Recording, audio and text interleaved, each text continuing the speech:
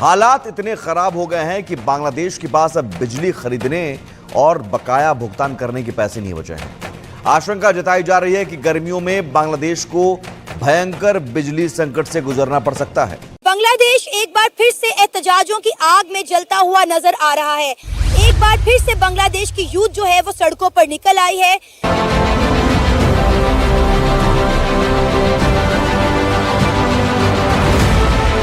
कुछ लोगों को केवल लाठी की भाषा समझ आती है। इन्हीं में बांग्लादेश की अंतरिम सरकार के मुखिया मोहम्मद यूनुस भी शामिल हो चुके हैं। वजह क्या है कि बांग्लादेश में 170 फैक्ट्रियों को शट डाउन कर दिया गया है। 40,000 से ज्यादा जो लोग हैं वो बेरोजगार हो चुके हैं। इस वक्त बांग्लादेश की सूरत हाल आउट ऑफ कंट्रोल हो चुकी है। एक रिपोर्ट के मुताबिक बांग्लादेश पावर डेवलपमेंट बोर्ड पर अलग अलग स्वतंत्र बिजली उत्पादकों का 43,473 करोड़ रुपए बकाया है।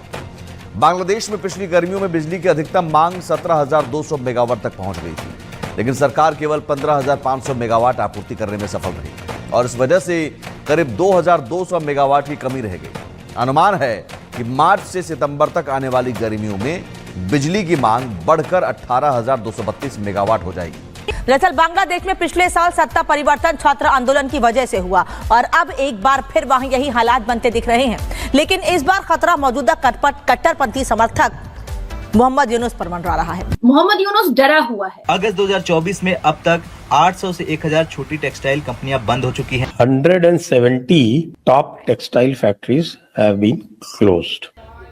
तो दोस्तों 117 बड़े बड़े टेक्सटाइल फैक्ट्रियों में ताला लग गए और वजह क्या है? ब्लैकआउट। कहा यह जा रहा है कि बिजली की कमी हो गई भाई बांग्लादेश में, और आने वाले जो गर्मी के महीना आ रहे इसमें इतनी बड़ी शॉर्टेज पड़ेगी बिजली की कि पूरी बांग्लादेश ब्लैकआउट होने की तरफ बढ़ रहा है। और ये सब हुआ क्यों? भारत से दुश्मनी का नतीजा है भाई। वहां पहले से ही हालत खराब है अर्थव्यवस्था की। अमेरिकी फंडिंग भी अब बंद हो गई है और रही सही कसर बिजली कंपनियों के बकाये भुगतान ने करती है। अगर बकाया भुगतान नहीं किया गया तो एक बड़ा संकट बांग्लादेश के सामने खड़ा हो सकता है और ब्लैकआउट जैसी स्थिति बन सकती है। बांग्लादेश पूरा अंधेरे में डूबा जा सकता है और ये सब कुछ सिर्फ और सिर्फ भारत से दुश्मनी लेने की वजह से हुआ। Bangladesh is burning again. जी बिल्कुल, ये खबर ठीक है। 40,000 के करीब बांग्लादेशी टेक्सटाइल वर्कर जी रोड्स पर आ चुके हैं। बैक्सिमको की 170 कंपनीज बंद हो चुकी है। 32 को हुकूमत ने नीलाम कर दिया और बाकियों को ताला लगा दिया। लेकिन कहते हैं ना, पाप का घड़ा फूटता है, यूनुस का भी फूट गया। इसलिए आज वो बांग्लादेश में रह रहे हिंदुओं को सरस्वती पूजा की शुभकामनाएं दे रहे हैं। लेकिन जो बांग्लादेश कल तक अपने संविधान से सेक्युलरिज्म और समाजवाद जैसे शब्द हटाने की तैयारी कर रहा था, जो बांग्लादेश हिंदुस्तान को आंख दिखाने की कोशिश कर रहा था, जो बांग्लादेश पाकिस्तान के साथ मिलकर हिंदुस्तान के खिलाफ साजिश रच रहा था, उसके मुखिया यूनुस में ये बदलाव कहां से आया? ये चीज इतनी एग्रेसिव हो चुकी है कि इन वर्कर्स ने साथ वाली फैक्ट्रीज के इर्द गिर्द जो ढाका के आसपास है उनको जलाना शुरू कर दिया है।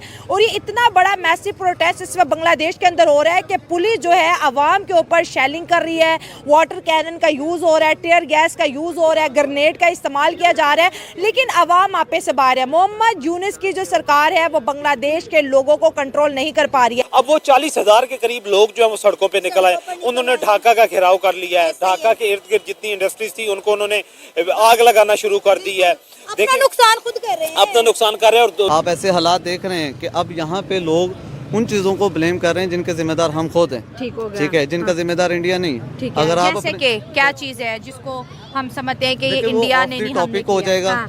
बांग्लादेश को अपनी इस्लाहात पे और अपनी थ्रू बेटर मैनेजमेंट से अपने हालात ठीक करने होंगे। ठीक है, उसके अलावा हल कोई नहीं है। कोई बाहर से पैसे दे, कोई किसी से नफरत करे, कोई किसी से, कुछ भी फर्क नहीं पड़ता उससे। आपको अपने हालात खुद ठीक करने हैं और अपने तय करने हालात। सब कुछ सही चल रहा था, एक दिन अचानक क्या हुआ? मोहम्मद यूनुस को पूरे देश में आग लगा दी है और जो हसीना वजीद है उनको जाने पे मजबूर कर दिए। उससे बाद से इनकी भीख मांगने की स्थिति शुरू। आलू नहीं, टमाटर नहीं, प्याज नहीं, चावल नहीं, तो अब आखिरी में बिजली नहीं, सारे के सारे इकोनॉमी नहीं, अभी कुछ भी चीज़ हानि है, सब ना हो गया, क्रॉस कट गया। अब ये अपनी अच्छा खासा बांग्लादेश को पाकिस्तानी वाली हालत पे पहुंचा दिया है बंदे ने। और अभी लेटेस्ट न्यूज़ ये खुद भाग गया स्विट्जरलैंड, वहाँ जाके रो रहा है भाई, क्योंकि अब इसके खिलाफ भी प्रोटेस्ट शुरू हो गए। और डॉक्टर यूनुस की बात करते चलें तो वो बंगला के ही नहीं, पूरी दुनिया में इकोनॉमिक्स में तो उनको बड़ी एक इज़्ज़त और एहतराम से देखा जाता है। उनकी माइक्रो इकोनॉमिक जो पॉलिसीज़ थी, उन्होंने मिलियंस ऑफ विमेन को पॉवर्टी से निकाल के वो प्रॉस्पेरिटी में लाए। तो नोबेल प्राइज भी मिला हुआ है जी डॉक्टर यूनुस को, लेकिन उसके बावजूद भी बांग्लादेश के जो क्राइसिस है वो बढ़ते चले जा रहे हैं। इसमें इंडिया पे क्या इफेक्ट पड़ेगा और पाकिस्तान पे क्या पड़ेगा, ये भी हमें डिस्कस करना बहुत ज़्यादा ज़रूरी है। क्योंकि अगर पड़ोसी मुल्क के अंदर गुर्बत होती है, जैसे ये स्ट्राइक की बात करें तो इन्होंने पहले जो है आसपास की फैक्ट्रीज में आग लगाना शुरू कर दी, फिर जो है पब्लिक ट्रांसपोर्ट को आग लगाना शुरू कर दिया, कभी जो है ढाका कॉलेज के जो है स्टूडेंट आग लगाना शुरू हो जाते हैं, प्रोटेस्ट करते हैं, तो कभी ढाका यूनिवर्सिटी के करते हैं, अब ये फैक्ट्री वाले भी आ गए हैं। तो अब ऐसा लगता है कि जो इन्वेस्टर हैं वो तो बांग्लादेश जाने से पहले 100 दफ़ा सोचेंगे कि भाई यहाँ के जो लोग हैं, कभी अडानी कहते हैं मैं आपकी बिजली काट दूंगा, आपने मेरा बिल नहीं दिया हुआ, तो जिसका टका इतना स्ट्रॉन्ग था अब वो टका ऐसे लग रहा है कि वो भी IMF के दरवाजे पे खड़ा होने वाला है। गुजारिश है, 3-4 क्वेश्चन इकट्ठे हो गए, मैं 1 बाय 1 एड्रेस करता हूँ। हाँ। सबसे पहला तो रीजनलिज्म की, आपने रीजनल स्टेबिलिटी की बात की कि जो रीजन्स में 7 नेबरिंग कंट्रीज़ हैं, पर्टिकुलरली इंडिया, पाकिस्तान, इनके ऊपर क्या उसके इम्पैक्ट्स होंगे। तो मैडम बिल्कुल, केवन ब्लोर रीजनल एक्सपर्ट हैं यूरोपियन, तो जब तक रीजनल स्टेबिलिटी नहीं होती तब तक आप डोमेस्टिक स्टेबिलिटी नहीं ला सकते, तो इम्पैक्ट तो पड़ेगा। दूसरा बात जो वो कर रही हैं कि वो FDI नहीं अट्रैक्ट कर सकेंगे या पर्टिकुलरली इन्वेस्टर्स जो हैं वो नहीं अट्रैक्ट कर सकेंगे, तो ये तो ऐसा मेरा नहीं ख्याल कुछ भी है, क्योंकि बंगला का जो है ना ease of doing business index में उनकी रैंकिंग है वो आज भी काफ़ी ऊपर खड़ी है। ठीक है, हाँ। उनकी पॉलिसीज़ जो हैं, स्टेट पॉलिसीज़ इस चीज़ को सपोर्ट करती हैं, और वो बल्कि आने वाले जितने उनके इन्वेस्टर्स हैं ना, उनको बड़ा स्टेट खुद फैसिलिटेट करती है, और इसकी वजह से यही वजह है कि हम उतनी इन्वेस्टमेंट अट्रैक्ट नहीं कर पाते एनुअली जितनी बांग्लादेश जो है वो पाकिस्तान का सच्चा दोस्त है या इंडिया का?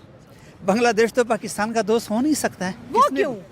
देखो, जब 1971 में पहला जंग हुआ था, हाँ। तो इसमें इंडिया वाले उसके साथ मिले हुए थे। मोहम्मद यूनुस ने जो सिचुएशन क्रिएट किए वो तो कर दिए, लेकिन उनको आगे उनसे ये संभाला नहीं जा रहा है कि इसको हैंडल कैसे करें। और ये अच्छा होता अगर वो पहले इस चीज़ की जानकारी लेते, भाई अगर ऐसा सिचुएशन होगा मैं हैंडल कैसे करूं। और उनको जहां तक हमारी ख्याल है, उनको इस सारी चीज़ों का एक्सपीरियंस भी नहीं है राजनीति। जैसे शेख हसीना, उनकी पूरी फैमिली पॉलिटिक्स में है, तो उनको उनका खून में वो चीज़ है, लेकिन इनकी खून में नहीं है। अभी आग तो लगा दिया, लेकिन वो आग को कैसे कंट्रोल करना है, कैसे बुझाने का, ये नहीं समझ में आ रहा है। अब पूरी की पूरी जो युवा थी, स्टूडेंट्स लोग अभी वापस यूनुस के खिलाफ हो गए, खड़े हो गए भाई। 2 दिन से काफ़ी ज़्यादा फिर से हंगामे, मारा मारी, तोड़म ताड़ी, आग लगाने का कार्यक्रम फिर चालू हो गया। और ये सारे हो रहा है मोहम्मद यूनुस के खिलाफ में। पहले सपोर्ट में हो रहा था, अभी खिलाफ में हो रहा है भाई, समझ रहे हो।